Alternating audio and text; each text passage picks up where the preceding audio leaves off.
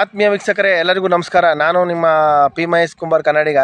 ಇವತ್ತು ನಮ್ಮ ಚಾಮರಾಜನಗರ ಜಿಲ್ಲೆ ಅನೂರು ಮತ್ತು ನಮ್ಮ ಕೊಳ್ಳೇಗಾಲ ಭಾಗದಲ್ಲಿ ಫಾರೆಸ್ಟ್ ಇಲಾಖೆಗಳ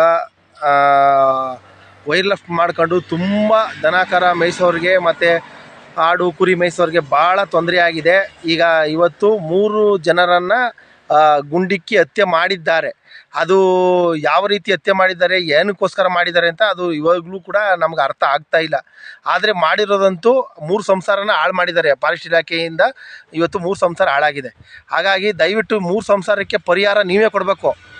ಅವರು ದನ ಕರ ಮೇಯ್ಸಕ್ಕೆ ಹೋಗಿದ್ರು, ಮತ್ತು ತೋಟಕ್ಕೆ ಬಂದಿರುವಂಥ ಹಂದಿಗಳಾಗ್ಬೋದು, ಮತ್ತು ಬಂದಿರುವಂಥ ಕಾಡು ಪ್ರಾಣಿಗಳಾಗ್ಬೋದು, ಕಾಡು ಒಳಗಡೆ ಅಟ್ಸ್ಕೊಂಡೋಗಿದ್ರು, ಅದು ಗೊತ್ತಿಲ್ಲ. ಒಟ್ಟಿನಲ್ಲಿ 3 ಜನ ಸಂಸಾರನ 3 ಜನರ ಕೊಂದು 3 ಸಂಸಾರ ಹಾಳು ಮಾಡಿದ್ದೀರ. ಇದಕ್ಕೆ ಪರಿಹಾರ ನೀವೇ ಕೊಡಬೇಕು. ನೀವು ಸುಮ್ಮನೆ ಏಕೆ ನಿಮ್ಮ ಕೈಯಲ್ಲಿ ಕಾನೂನು ಇದೆ ಅಂತ ಹೇಳಿ 3 ಜನನ ಕೊಂದು ಇವತ್ತು 3 ಸಂಸಾರನ ಹಾಳು ಮಾಡೋದು ದೊಡ್ಡದಲ್ಲ. ಈ 3 ಸಂಸಾರಕ್ಕೆ ಪರಿಹಾರ ನೀವೇ ಕೊಡಬೇಕು ಫಾರೆಸ್ಟ್ ಇಲಾಖೆಯಿಂದ. ದಯವಿಟ್ಟು ನಮ್ಮ ಫಾರೆಸ್ಟ್ ಇಲಾಖೆಯವರು ಈ ವೈರ್ಲೆಫ್ಟ್ ಮಾಡಿರೋದ್ರಿಂದ ತುಂಬ ಪ್ರಾಬ್ಲಮ್ ಜಾಸ್ತಿ ಆಗಿದೆ. ಇವಾಗ ದನ ಕರುಗಳು ಮೇಯ್ಸೋಕ್ಕಾಗ್ತಾಯಿಲ್ಲ. ಈಗ ಬಡವರು ಜಮೀನುಗಳಿಲ್ಲ, ಅವ್ರಿಗೆ ಆಸ್ತಿ ಇಲ್ಲ. ಅವರು ದನ ಕರುಗಳು, ಕುರಿಗಳು, ಹಸುಗಳೇ ಅವ್ರಿಗೆ ಒಂದು ಆಸ್ತಿ ಆಗಿರುತ್ತೆ. ಅದನ್ನು ಎಲ್ಲಿ ಮೇಯ್ಸೋಕ್ಕಾಗುತ್ತೆ? ತೋಟಗಳಲ್ಲಿ ಮೇಯ್ಸೋಕ್ಕಾಗುತ್ತಾ? ಈಗ ಜಮೀನಿರೋ ಕಡೆ ಹೋಗಿ ಮೇಯ್ಸೋಕ್ಕಾಗುತ್ತಾ? ಬಿಡ್ತಾರಾ? ಅವರು ಕಾಡಿಗೆ ಹೋಗ್ಬೇಕು. ಕಾಡು ಒಳಗಡೆ ಹೋದಾಗ ನೀವು ಅವ್ರನ್ನ ಸೂಟ್ ಮಾಡೋದು, ಅರೆಸ್ಟ್ ಮಾಡೋದು, ಅವ್ರ ಮೇಲೆ ನೀವು ಇದು ಮಾಡೋದು ಮಾಡ್ತೀರಾ. ತಪ್ಪು ಇದು. ಮತ್ತು ಅವ್ರು ಎಲ್ಲಿ ಮೇಯಿಸ್ತಾರೆ? ದನ ಕರುಗಳು ಮೇಯ್ಸೋದಕ್ಕೇನು ಅವ್ರಿಗೆ ಇಲ್ಲಾಂದರೆ ತಿಂಗಳಿಗೆ ಅವ್ರಿಗೆ ಇಷ್ಟು ಅಂತ ಪರಿಹಾರ ಕೊಡಿ, ಇಷ್ಟು ಅಂತ ಸಂಬಳ ಕೊಡಿ. ಅವರು ಸಂಸಾರನ ನೀವು ಸಾಕಿ. ಆವಾಗ ಅವರು ದನ ಕರುನ ಮೇಯಿಸಲ್ಲ, ಅವ್ರು ಕಾಡು ಒಳಗಡೆನೂ ಹೋಗಲ್ಲ. ಅವರು ಕಾಡು ಒಳಗಡೆ ಹೋಗ್ದೇ ಮತ್ತು ದನ ಕರುಗಳನ್ನ ಎಲ್ಲಿ ಮೇಯಿಸ್ತಾರೆ?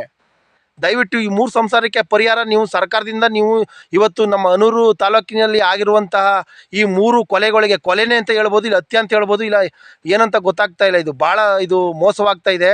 ಇದು ಅರಣ್ಯ ಇಲಾಖೆಗಳಿಂದ ಅದನ್ನು ಪರಿಹಾರವಾಗಿ ಕೊಡಲೇಬೇಕು. ಅವ್ರು 3 ಸಂಸಾರಕ್ಕೆ ಏನೇ ಇದ್ರೂ ನೀವು ಸರ್ಕಾರ ಮಟ್ಟದಲ್ಲಿ ಅವ್ರನ್ನ ಅರೆಸ್ಟ್ ಮಾಡಿ ತಗೊಂಡು ಬಂದು ಅವ್ರು ಏನು ಮಾಡಿದ್ದಾರೆ ತಪ್ಪು ಅನ್ನೋದನ್ನ ನೀವು ಅದನ್ನು ತೋರಿಸಿ ನೀವು ಅವ್ರನ್ನ ಶಿಕ್ಷೆ ಕೊಡಬೇಕು. ಹೊರತು ಈ ರೀತಿ 3 ಜನನ ನೀವು ಏಕಾಏಕಿ ಕೊಂದು ಸಾಯಿಸಿದ್ರೆ ಅವ್ರ ಮಕ್ಕಳು ಮರಿ ಸಂಸಾರ ಅವ್ರನ್ನೇ ನೆಮ್ಕೊಂಬಂದಿರುವಂಥ ಹೆಂಡ್ತಿ ಮಕ್ಕಳು ಅವ್ರದ್ದೆಲ್ಲ ಏನಾಗುತ್ತೆ? ದಯವಿಟ್ಟು ಇದಕ್ಕೆ ಪರಿಹಾರ ನೀವು ಕೊಡಲೇಬೇಕು. ಅದಕ್ಕೆ ನೀವು ಪ್ರತಿ ಉತ್ತರ ನೀಡಲೇಬೇಕು. ನೀವು ಈಗ ದಯವಿಟ್ಟು ಇದಕ್ಕೆ ಎಲ್ಲರೂ ಇಡೀ ಕರ್ನಾಟಕ ರಾಜ್ಯ ಜನತೆ ಇದಕ್ಕೆ ಧ್ವನಿ ಎತ್ತಲೇಬೇಕು. ಇವತ್ತು 3 ಜನನ ಕೊಂದಿದ್ದಾರೆ. ಇವತ್ತು ಕಾಡಂದಿಗಳು ಬಂದು ದಿನ ನಮ್ಮ ಹೊಲೆಗಳ ನಾವು ಹಾಕಿರುವಂಥ ಬೆಳೆಗಳನ್ನು ತಿಂದು ಹೋಗ್ತಾ ಇದೆ. ಇವತ್ತು ಮೊಲೆಗಳು ಮತ್ತು ಅಕ್ಕಿ ಪಕ್ಷಿಗಳೆಲ್ಲ ತಿಂದೋಗ್ತಾ ಇದೆ. ಇವತ್ತು ಒಂದು ಗೌಜಲಕ್ಕಿ ಹೊಡೆದ್ರೂ ಇಷ್ಟೊಂದು ಕೇಸ್ ಅಂತ ಆಗ್ತಾ ಇದ್ದೀರಾ. ಒಂದೇ ಒಂದು ಮೊಲೆ ಸಾಯಿಸಿದ್ರು ಇಷ್ಟೊಂದು ಕೇಸ್ ಆಗ್ತಾ ಇದ್ದೀರಾ. ಆನೆ ಸಾಯಿಸಿದ್ರು ಇಷ್ಟೊಂದು ಕೇಸ್ ಆಗ್ತಾ ಇದ್ದೀರಾ.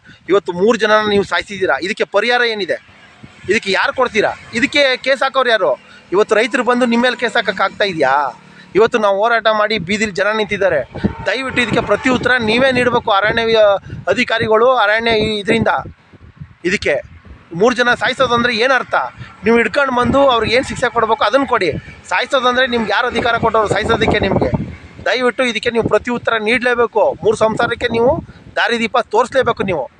ಹಾಗಾಗಿ ದಯವಿಟ್ಟು ಇದಕ್ಕೆ ರಾಜ್ಯ ಮಟ್ಟದಲ್ಲಿ ಎಲ್ಲ ರೈತರು, ಎಲ್ಲ ಅರಣ್ಯ ಒಂದು ಮಟ್ಟದಲ್ಲಿ ಹೋರಾಟ ಮಾಡಲೇಬೇಕು. ಇದಕ್ಕೆ ಪರಿಹಾರ ಕೊಡಿಸಲೇಬೇಕು. ದಯವಿಟ್ಟು 3 ಸಂಸಾರನ ಹಾಳಾಗಿದೆ ಇವತ್ತು. ದನಕರ ಮತ್ತು ಇನ್ನೇನು ಮಾಡೋಕ್ಕೆ ಹೋಗ್ತೀರಾ? ದನಕರ ಎಲ್ಲಿ ಮೇಯಿಸೋದು? ಅದಕ್ಕೆ ನೀವು ಆದಂಥ ಒಂದು ದನಕರ ಮೇಯಿಸೋದಕ್ಕೆ ಅಂತ ಒಂದು ಕಾರ್ಡ್ ಕೊಡಿ ನಮಗೆ. ದನಕರ ಮೇಯಿಸೋದಕ್ಕೆ ನಾವು ದನಕರಗಳು ಎಲ್ಲಿ ಮೇಯಿಸೋಣ? ಮತ್ತು ಅವ್ರಿಗೆ ಜಮೀನು ಇಲ್ಲ, ಮನೆ ಇಲ್ಲ, ಮಠ ಇಲ್ಲ. ದನಕರನೇ ಅವ್ರಿಗೆ ಇದಾಗಿರುತ್ತೆ, ದಾರಿದೀಪವಾಗಿರುತ್ತೆ. ದನಕರ ಎಲ್ಲೋಗಿ ಮೇಯಿಸ್ತಾರೆ? ಈಗ ಹೋಗಿ ಬೆಳೆ ಮಾಡಿರುವಂಥ ತೋಟದಲ್ಲಿ ದನಕರ ಮೇಯಿಸೋಕ್ಕಾಗುತ್ತಾ? ಕಾಡಿಗೆ ಹೋಗ್ಬೇಕು ನಾವು. ದಯವಿಟ್ಟು ನೀವು ಇದಕ್ಕೆ ಪರಿಹಾರ ಕೊಡಿ. ಇದಕ್ಕೆ ಒಂದು ದಾರಿದೀಪವಾಗಿ ಇದಕ್ಕೆ ಒಂದು ದಾರಿ ತೋರಿಸ್ಲೇಬೇಕು ನೀವು. ದಯವಿಟ್ಟು ಇದಕ್ಕೆ ಎಲ್ಲರೂ ರಾಜ್ಯ ಮಟ್ಟದಲ್ಲಿ ಹೋರಾಟ ಮಾಡಿ ಇದನ್ನು ಒಂದು ಕೇಳಲೇಬೇಕು ಅಂತ ನನ್ನ ಮನವಿ. ಎಲ್ಲರಿಗೂ ನಮಸ್ಕಾರ. ತಪ್ಪಾಗಿದ್ರೆ ಕ್ಷಮೆ ಇರಲಿ ದಯವಿಟ್ಟು.